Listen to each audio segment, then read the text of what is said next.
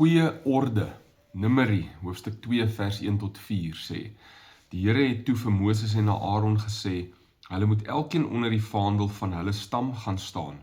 Hulle moet reg rondom die tabernakel kamp opslaan. Juda, Issachar en Sebulon moet aan die ooste kant, waar die son opkom, onder hulle onderskeie vaandels kamp opslaan. Hier is die name van die stamme, hulle leiers en die getalle van hulle weerbare manskappe. Juda se leier is Nagson, seun van Aminadab, met 74.600 manskappe. So gaan dit aan. As jy hierdie hoofstuk gaan lees, dan beeld dit iets baie mooi van God se karakter uit. Wat ons nooit moet vergeet nie, en dit is dat God van orde hou. En daar is altyd 'n rede vir daardie orde. Orde vir orde is nie dit wat ons nastreef nie, maar orde met 'n doel is wel. En dit sien jy baie duidelik in hierdie hoofstuk as jy dit gaan lees. God sê vir elke stam waar hulle moet kamp opslaan rondom die altaar en rondom die leviete. Aan elke kant, noord, oos, suid en wes, is daar min of meer eweveel manskappe wat beskerming sou bied teen 'n vyand wat hulle dalk sou wou aanval.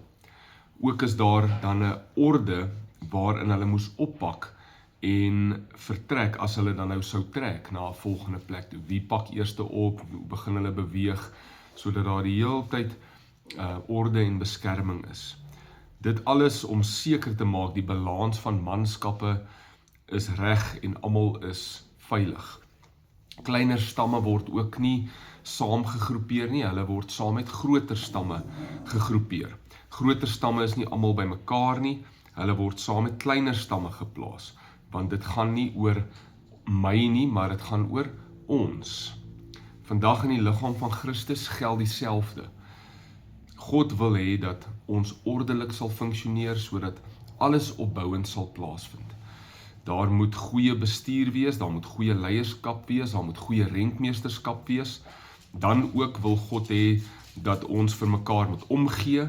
Die wat nou sterk is, help die wat nou swak is. Later is dit weer andersom. Die wat nou swak is later weer sterk. Saam beskerm ons God se teenwoordigheid in ons midde en sy teenwoordigheid word die middelpunt van ons almal se bestaan. Dan kan die poorte van die hel nie teen ons staan nie. Kom ons bid saam. Vader, mag alles in my lewe rondom U draai en georden wees.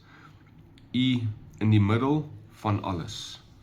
Mag ons ook dan in daardie orde funksioneer en leef.